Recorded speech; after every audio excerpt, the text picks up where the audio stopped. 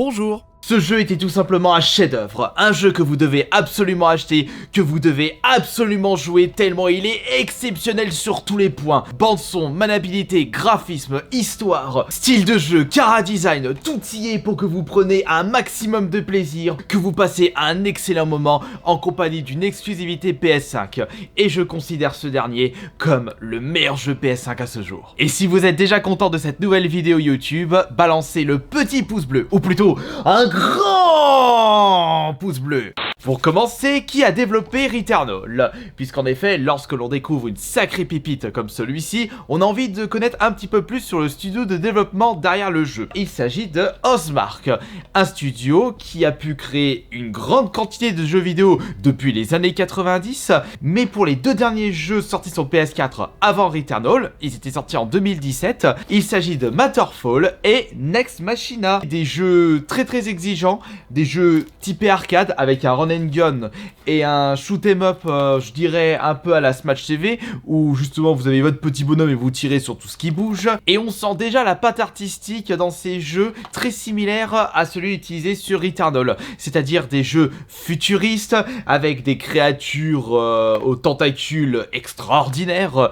On se retrouve un peu dans une ambiance espace, extraterrestre, robotique. C'est rempli de couleurs, rempli de néons, mais les deux précédents jeux sont plus typés jeux indé arcade, alors que dans Returnal, il y a eu beaucoup plus de budget de la part de Sony. Faudra pas s'attendre à une aussi grosse qualité que Returnal, mais en prenant pas mal de recul, il y a franchement possibilité de découvrir deux anciennes pépites de chez Housemarque. Et d'ailleurs, en parlant de difficulté, eh bien, on peut clairement dire que ce jeu est très exigeant et un peu difficile pour les personnes qui n'ont pas l'habitude du style utilisé, c'est-à-dire le roguelite. Pour ceux qui n'ont pas l'habitude de jouer à des jeux indés sur Steam, parce que le roguelite c'est un style de jeu qui a pas mal popé sur Steam depuis des années et il commence à débarquer sur console de salon. Et justement, Returnal, c'était une véritable prise de risque de la part de Housemarque de proposer ceci pour la nouvelle exclusivité PS5, mais elle a été franchement efficace. Le roguelite, il s'agit d'un jeu où lorsque vous mourrez, vous recommencez, vous n'avez pas vraiment de gros checkpoints, vous ne pouvez pas conserver les armes, vos points de vie supplémentaires, vous vous retrouvez un petit peu à poil lorsque vous démarrez une nouvelle partie. Le pilier actuel des roguelites est le très célèbre Binding of Isaac, parce que lorsque vous mourrez dans le jeu, vous recommencez à zéro. Fort heureusement, lorsque vous terminez plusieurs fois le jeu, vous débloquez de nouveaux personnages et vous pouvez même débloquer des nouveaux niveaux lorsque vous recommencez les runs. Mais vos parties ne se ressembleront pas, puisqu'à chaque fois que vous recommencez une run, les mondes ne sont pas faits de la même façon, vous ne récupérez pas les mêmes armes, il n'y a pas les mêmes monstres. Vous allez pouvoir recommencer en récupérant très certainement du meilleur stuff qui vous permettront de mieux battre les boss. Et on retrouve exactement ce principe-là dans Returnal. Néanmoins, il y a un petit checkpoint à partir du monde 4 et vous pouvez récupérer des objets que vous allez pouvoir conserver de façon permanente en tuant les boss du jeu. Et pourquoi il est difficile celui-ci? Parce que si vous jouez comme un pied, vous allez mourir vite fait bien fait, vous n'allez pas pouvoir passer le premier boss et recommencer depuis le début. Mais c'est ça l'avantage de Returnal et des jeux de ce style-là. Plus vous allez recommencer, plus vous allez devenir fort et comprendre les patterns des ennemis, résoudre les différents mystères du jeu, connaître les secrets de tel ou tel objet. Tiens, cet objet est mieux que l'autre, je devrais plus privilégier cette arme lorsque je vais la découvrir. Et il est là aussi le plaisir, c'est que étant donné que Returnal n'est pas un jeu qui vous tient par la main, lorsque vous arrivez à battre un boss, à passer à un niveau ou à mieux comprendre les mécaniques de jeu, eh bien vous êtes encore plus satisfait de votre expérience gaming. Et vous l'êtes encore plus lorsque vous terminez le jeu. Et d'ailleurs, en parlant de ça, je souhaite revenir à une certaine polémique. Je n'étais même pas au courant de ça, parce qu'avant d'acheter Returnal, je n'avais vu juste qu'un petit gameplay et basta luego. Je n'avais pas regardé les différents tests pour éviter de trop me spoil. De toute façon, les tests, ça ne représentera jamais à 100% mes goûts personnels en termes de jeux vidéo. Et pendant que j'étais en train de faire mes premiers live Twitch sur Returnal, j'ai quelques-uns d'entre vous qui m'ont dit « Oh attends, t'es pas au courant de la polémique Returnal ?» J'ai quoi? Qu'est-ce qu'il y a comme polémique? Qu'est-ce qui s'est encore passé avec ce jeu qui m'a l'air tout simplement exceptionnel? Mais Astérion, c'est la polémique Julien Chiez, t'es pas au courant de ça? Ah bon? Polémique Julien Chiez, qu'est-ce qu'il a dit? Julien Chiez est un youtubeur que je ne suis pas du tout. C'est pour ça que j'étais pas au courant de cette polémique. Faut dire qu'avec ses prises de position, lorsqu'il dit du bien d'un jeu ou d'une machine, on ne sait pas s'il a été arrosé préalablement. C'est-à-dire s'il a reçu beaucoup de cadeaux, des gros avantages, un super chèque à 10 000 €, ça on ne sait pas du tout et on le saura jamais.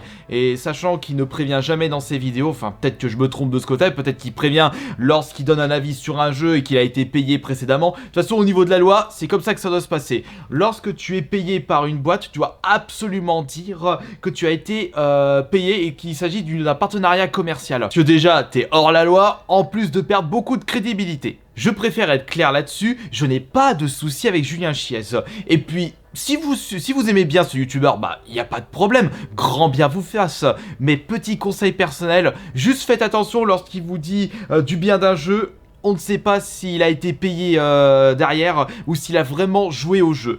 Personnellement, le Returnal, vous pouvez me faire confiance parce que, comme vous avez pu le voir sur la première vidéo de ce jeu, je suis allé le chercher à Leclerc, je l'ai payé de ma poche. En termes de crédibilité, il n'y a pas mieux. Et puis si on me l'avait envoyé gratuitement, j'aurais été le premier à vous le dire. Et pour en revenir à cette polémique de Julien Chiez, il s'est plaint que ce jeu était beaucoup trop difficile et qu'il était répétitif. Bah c'est normal que c'est répétitif, Returnal. C'est un roguelite.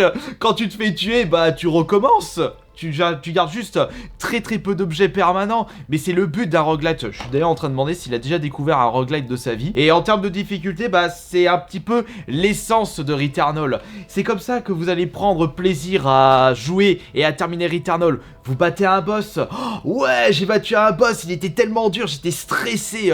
Et vous allez avoir une grosse montée d'adrénaline lorsque vous allez battre un boss. Et j'ai eu exactement ce ressenti là lorsque je découvre un boss et lorsque je réussis à le battre pour la première fois. Et c'est pareil lorsque je termine des mondes, sachant que je n'ai pas le droit à l'erreur, si je meurs, je recommence tout. Plus vous jouez à Returnal, plus vous devenez fort, c'est en forgeant qu'on devient forgeron, et c'est comme ça que vous allez prendre beaucoup de plaisir en jouant à un jeu exigeant, compliqué, mais tellement savoureux. Et comme vous avez pu le constater sur mes différents lives, je n'ai pas été mort beaucoup de fois. Les boss, je leur ai roulé dessus, c'était de même pour le boss de fin parce que j'avais une arme ultra pétée et des objets cumulés qui m'ont permis d'être surpuissant. Aucun moment de rage, j'ai pas eu un seul moment de rage kit, je me suis pas du tout plaint du jeu, j'ai pris un plaisir monstrueux malgré sa difficulté et son côté exigeant. Mais c'est vrai que Julien Chiez a raison par rapport à son coup de gueule, comme quoi les développeurs devraient proposer le maximum de niveau de difficulté pour satisfaire tout le monde. C'est pour cela que les prochaines exclus PS5 devraient proposer les modes de difficulté suivants, du plus dur au plus facile. Un mode impossible, où on se demande vraiment qui va réussir ce mode de jeu, mode hardcore, mode difficile, pour ceux qui souhaitent un petit peu plus de difficulté, mode normal, pour découvrir un jeu en mode classique, un peu de difficulté, mais pas trop, mode facile pour ceux qui jouent comme des pieds qui n'arrivent pas, le mode normal, ou ceux qui n'ont pas l'habitude de jouer à des jeux difficiles, un mode exploration pour ceux qui ne souhaitent vraiment pas se prendre la tête, comme dans Uncharted, qui est un petit peu puissant, les ennemis sont cons comme leurs pieds, et un dernier mode de difficulté plus facile que le mode exploration, le mode Julien Chiez, avec un aimbot à 200%, même si t'es derrière l'ennemi, bah le perso va se retourner automatiquement et va viser la tête, que des one-shots de votre part, vous êtes invincible, vous avez des checkpoints toutes les 5 secondes, et les boss sont tellement faciles qu'ils se suicident devant vous, comme ça vous allez pouvoir découvrir l'histoire, l'ambiance, les décors du jeu, sans vous plaindre de la difficulté. Et si on faisait un petit sondage, afin que je puisse envoyer celui-ci aux développeurs des prochaines exclus PS5?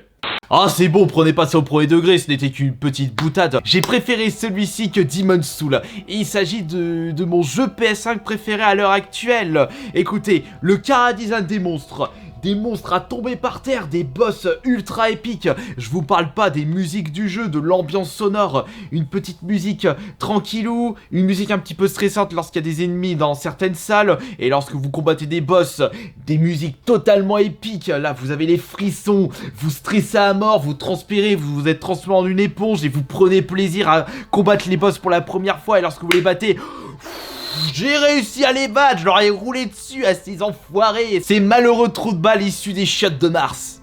Une très bonne maniabilité, une histoire qui nous donne envie de s'y intéresser plus profondément. Ça me fait penser d'ailleurs que je n'ai pas débloqué la vraie fin. Il va falloir que je fasse quelques petits trucs, que je recherche des objets et que j'affronte le vrai boss de fin.